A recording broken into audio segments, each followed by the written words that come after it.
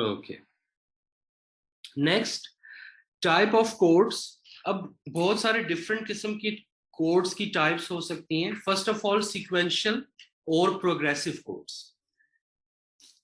Sequential या progressive codes क्या होते हैं कि आप जितनी भी कोडिंग करते हैं अपनी ट्रांजैक्शंस के लिए वो एक सीक्वेंस में करते हैं। फॉर एग्जांपल आप कहते हैं कि जितनी भी सेल्स ट्रांजैक्शन होंगी उसको हम कोड देंगे 001, ठीक है। फिर आपकी सेल ट्रांजैक्शन, पहले आपने सेल्स की उसको 001 कोड दे दिया, फिर अगले दिन दूसरी सेल की उसको 002 दे दिया, तीसरे दिन सेल की फिर 003 दे दिया, एंड सो ऑन। तो आप एक सीक्वेंस में इसको लेके चलते हैं। सो इसको हम क्या कहते हैं, सीक्वेंशियल और प्रोग्रेसिव कोड्स। सेकंड होते हैं ब्लॉक कोड्स और ग्रुप कोड्स। इसमें आप जो भी कोड बनाते हैं, फॉर एग्जाम्पल एक मैंने कोड रखा 12,000, तो इसमें यूजुअली पहला एक डिजिट इसका कोई ना कोई मीनिंग होता है, ठीक है। ये किसी ना किसी ग्रुप को रेफर करता है। फॉर एग्जाम्पल एक बिजनेस में हमें पता है कि हमने सेल्स को भी रिकॉर्ड करना है, परचेजेस को भी रिकॉर्ड करना है, फिर इसमें हमने फॉर एग्जाम्पल पेमेंट्स को भी रिकॉर्ड करना है। तो तीन किस्म की फॉर एग्जाम्पल ट्रांजैक्शंस हो रही है। तो सेल्स की जो भी ट्रांजैक्शन है उसको हम कोड दे देंगे 1, परचेज को कोड दे देंगे 2 एंड पेमेंट को दे देंगे 3। तो इसका क्या मतलब है कि अब जो भी सेल्स में हम ट्रांजैक्शंस रिकॉर्ड करेंगे वो हमेशा 1 से शुरू होगी। जब आप पहली सेल रिकॉर्ड करोगे तो आप कहोगे 1001, ये पहली सेल है। सेकंड सेल करेंगे उसको आप रिकॉर्ड करेंगे 1002, थर्ड आप रिकॉर्ड करेंगे 1003 एंड सो ऑन। तो ये सीक्वेंशियल भी है, बट इसमें जो पहला कोड है इसका एक मीनिंग है। इसका क्या मीनिंग है कि जितनी भी ट्रांजैक्शन 1 से स्टार्ट हो रही है ये सारी की सारी सेल्स ट्रांजैक्शंस है। फिर इसके बाद इसी तरह परचेज को हमने दिया कोड 2। सो पहली परचेज रिकॉर्ड करेंगे 2,001, देन सेकंड परचेज रिकॉर्ड करनी है 2,003, 2,004 एंड सो ऑन। तो इसमें जो पहला है ये ग्रुप को रेफर कर रहा है कि जितनी भी ट्रांजैक्शन 2 से स्टार्ट हो रही है ये सारी की सारी परचेज ट्रांजैक्शंस है। फिर इसी तरह पेमेंट्स के साथ भी है, 3,001 पहली पेमेंट की, 3,001 से उसको रिकॉर्ड किया, सेकंड पेमेंट की 3,002 से रिकॉर्ड किया, देन 3,003 से रिकॉर्ड किया एंड सो ऑन। तो इसमें 3 बेसिकली क्या शो कर रहा है, ये ग्रुप को रेफर कर रहा है कि ये सारी की सारी पेमेंट्स की ट्रांजैक्शंस है।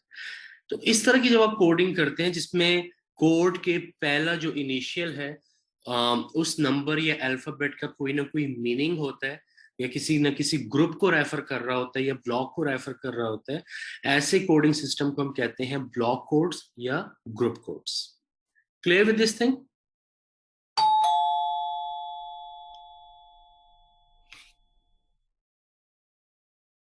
जी अक्सा मुंतहा। जी सर। Okay, alright. नेक्स्ट है फेस्टेड कोड्स। ये फेस्टेड कोड्स जो होते हैं ये एक स्टेप ज्यादा बेहतर है क्योंकि इसमें सिर्फ इनिशियल लेटर जो है वही कोई मीनिंग नहीं देगा, बल्कि बाकी के कोड्स भी कोई ना कोई इंफॉर्मेशन आपको प्रोवाइड करेंगे। फॉर एग्जाम्पल हम एक स्टोर की एग्जाम्पल ले लेते हैं, एक सुपरमार्केट की एग्जाम्पल ले लेते हैं। अब एक स्टोर में डिफरेंट सेक्शंस हो सकते हैं जिसके अंडर वो लोग सेल्स कर रहे होंगे। फॉर एग्जाम्पल वो लोग ग्रोसरी भी सेल कर रहे होंगे, वो कोई इलेक्ट्रॉनिक्स भी सेल कर रहे होंगे, या वो गारमेंट्स भी सेल कर रहे होंगे। अब जब ग्रोसरी की बात आएगी तो वहां पर कुछ ना कुछ लेट्स से ब्रेकफास्ट के आइटम्स वो लोग सेल कर रहे होंगे, लंच के आइटम सेल कर रहे होंगे, डिनर के आइटम भी सेल कर रहे होंगे।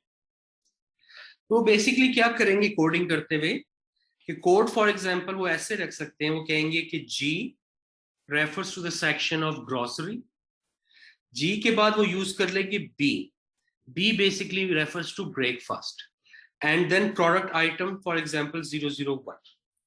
तो जब भी वो कोड देखेंगे GB0001 तो ये किस चीज को रेफर कर रहा है कि ये ग्रोसरी का आइटम है, उस ग्रोसरी में ब्रेकफास्ट का आइटम है और आइटम नंबर 1 है।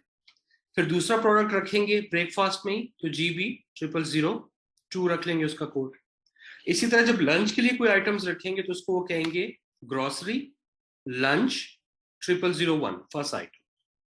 तो ये जो भी प्रोडक्ट होगा ये कोई ना कोई लंच का ग्रोसरी आइटम होगा। देन सेकंड आइटम रखेंगे GL0002 एंड सो ऑन।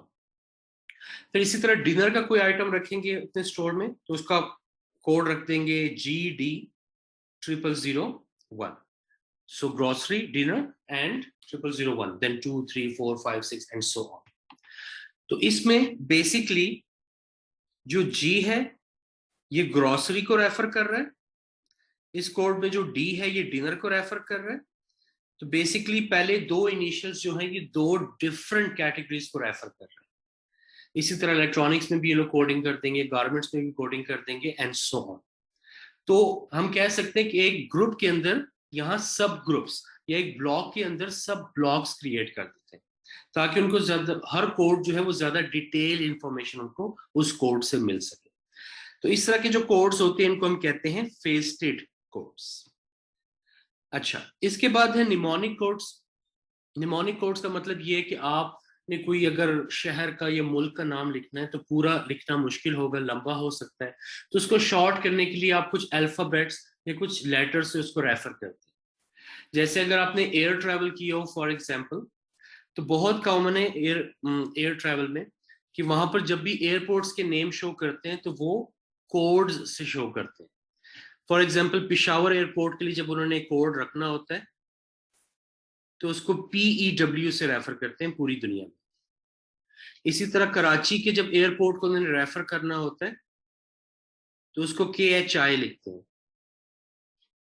जब दुबई के एयरपोर्ट को उन्हें रेफर करना होता है उसको वो लोग DXB लिखते हैं।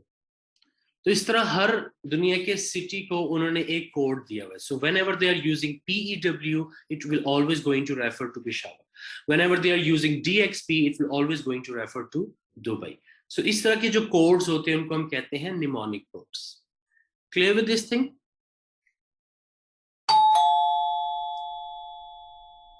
Yes, sir. Muntaha?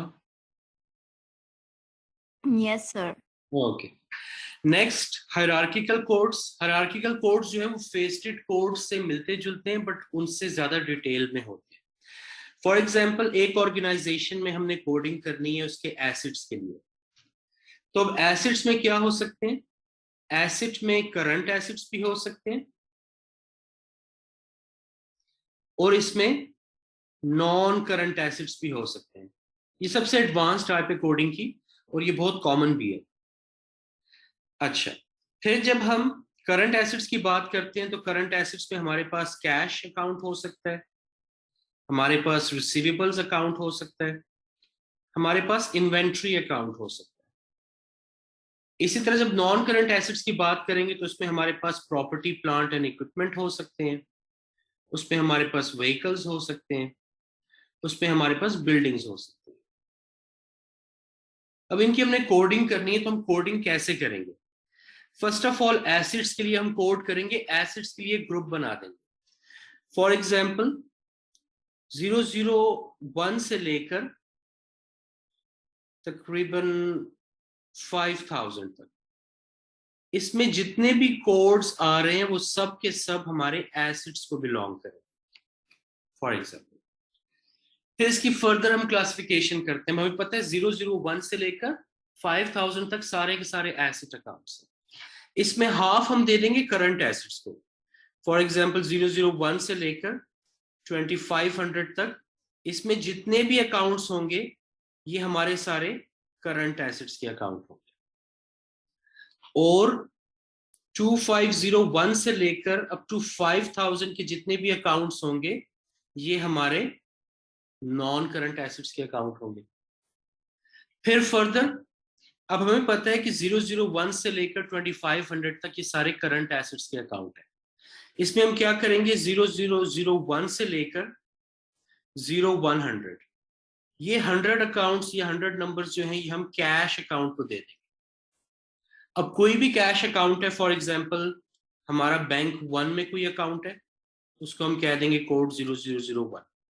बैंक 2 में कोई अकाउंट है, उसको हम कह देंगे 002।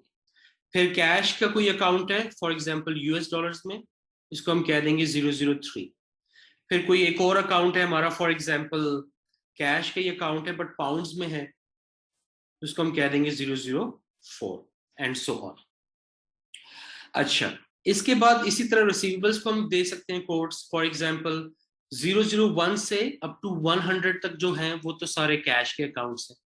तो फिर 0101 से लेकर 0200 ये जितने भी अकाउंट्स होंगे ये रिसीवेबल्स के अकाउंट हैं।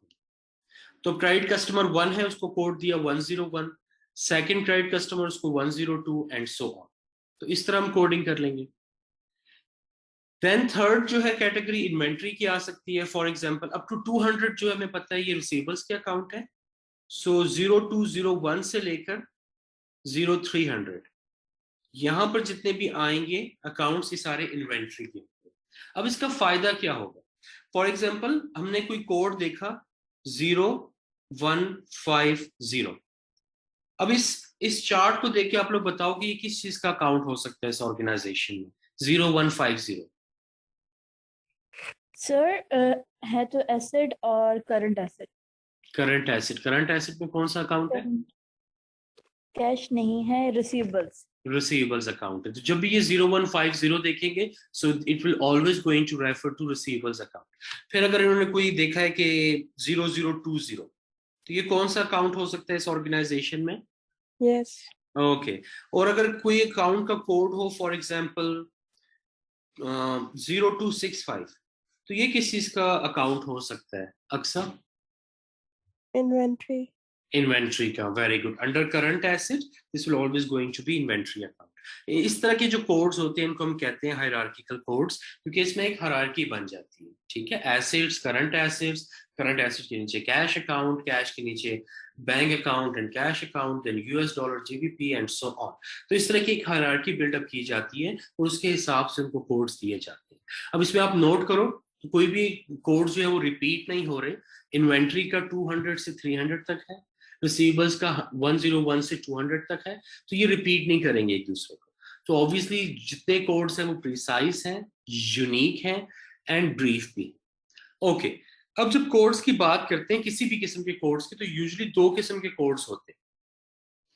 एक होता है न्यूमेरिक कोड एंड सेकंड होता है अल्फाबेटिकल कोड्स। न्यूमेरिक कोड किस किस्म का होता है? Numeric code with the name it's very much clear कि कोई भी कोड जो नंबर्स के बेस पे होता है, जैसे हमने एग्जांपल में देखा 0265, 0266, तो ये जितने भी कोड्स हैं ये न्यूमेरिकल कोड्स हैं। सेकंड, अल्फाबेटिकल कोड्स हो सकते हैं।